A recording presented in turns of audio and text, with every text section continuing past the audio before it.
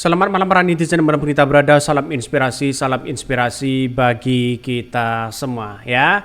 Selesai sudah jabatan Ketua KPU, yaitu Hasyim Asy'ari dipecat secara tidak hormat oleh seorang Jokowi. Ini gimana begitu? Berakhir sudah begitu kan? Apakah ini sebuah karma bagi mereka? Bagaimana dengan Sireka? Bagaimana Realcon? Bagaimana Quickcon? Kok sama-sama mirip dengan lembaga survei? 58%. Ini secara tidak langsung bahwa apa yang kemudian dilakukan mereka ya sebuah karma yang cukup luar biasa. Mungkin ini adalah karma bagi dirinya. Apakah dosa-dosa mereka terhadap bangsa kita, terhadap rakyat Indonesia? Apa yang sebenarnya terjadi begitu kan? Tapi melihat dari beberapa ya data-data atau fakta-fakta yang terungkap di KPP, mulai dari chat mereka, mulai dari romantisme mereka, mulai dari rayu mereka kepada seorang perempuan di situ, nampaknya ini benar begitu kan. Tapi secara bukti forensik masih belum ada begitu kan, masih belum masih belum jelas di situ apakah mereka bukti sudah kuat atau tidak, tergantung dari penegak hukum yang ada. Ini kan logika sederhananya kan seperti itu begitu. Makanya ya sekarang ini Jokowi resmi memberhentikan atau ya dipecat secara tidak hormat Hasyim Asy'ari dari KPU. Sudah jelas di situ. Makanya ini yang akan menjadi catatan penting ke depan bahwa KPU hari ini ya mulai dari kru-kru mereka, komisioner mereka ya kata Pak Mahfud ini sudah tidak layak ya menjalankan pilkada itu. Ya semuanya harus dipecat. Saya setuju dengan itu. Kalau masih ada nuansa-nuansa orang-orang mereka, jelas anak buahnya si Hasyim di situ. Peran mereka bukan tidak mungkin ada peran begitu. Kalau sudah dipecat secara tidak hormat, ini sebuah karir yang sangat luar biasa dan menyakitkan kepada seorang ketua KPU. Salah satunya adalah mereka kabarnya seorang dosen. Kabarnya juga begitu didesak untuk mundur. Wah. Ya, yang namanya harta, tahta, wanita itu perlu hati-hati di situ. Bukan tidak mungkin kita ini kalau punya harta, kalau punya tahta di situ, apalagi punya wanita, bisa memakan senjata ya Tuhan sendiri. Ini gimana? Masih kurang apa coba? Digaji oleh rakyat, ya semuanya pakai jet pribadi, digaji oleh rakyat, uang rakyat. Tapi pada kenyataannya dilakukan dengan hal-hal yang tidak sesuai dengan ya norma-norma yang ada dan sebuah norma konstitusi yang ada. Ini kan kacau begitu, memalukan, sangat memalukan sekali ya. Baru kali ini ketua KPU ya ada melakukan asusila dan bahkan berhubungan badan dengan si cewek itu. Kabarnya begitu kan ya, kabarnya.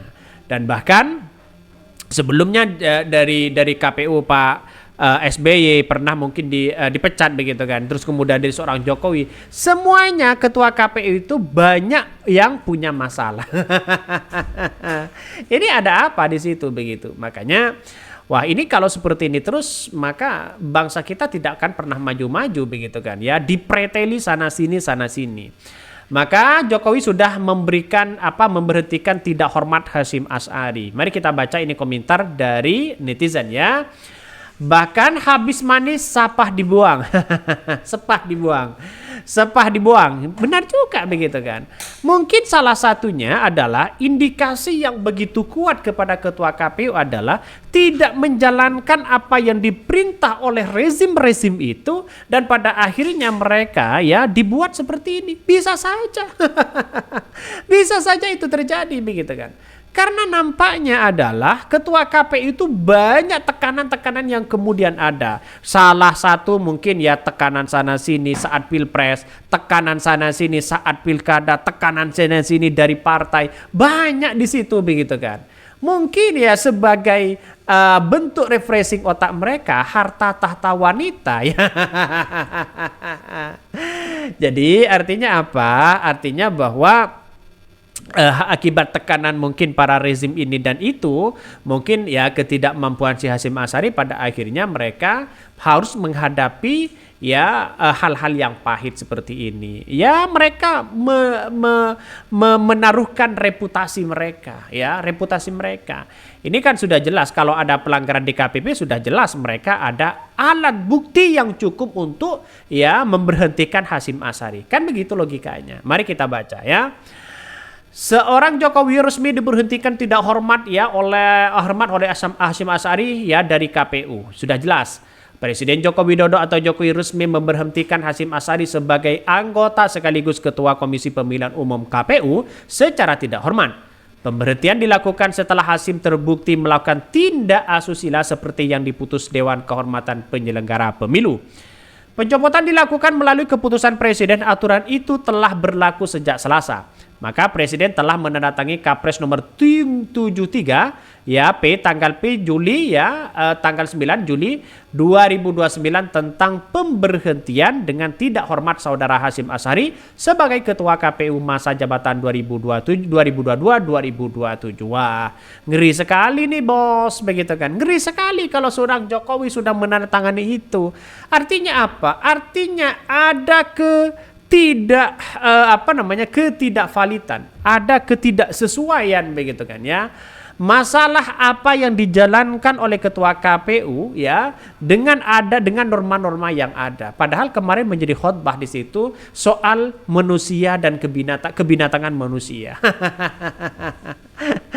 Ya, inilah pada kenyataannya banyak yang kemudian kaget begitu kan. Mungkin tetangganya menganggap bahwa ya si Hasyim Asyari itu orang soleh begitu kan. Ya, tapi pada para praktek dan perilakunya ya kita bisa menilai itu sendiri begitu. Bahkan Adi menjelaskan pencopotan itu dilakukan sesuai aturan perundang-undangan yang berlaku. Jokowi mencopot Hasyim secara tidak hormat atas putusan Dewan Kehormatan Penyelenggara Pemilu DKPP dalam kasus asusila.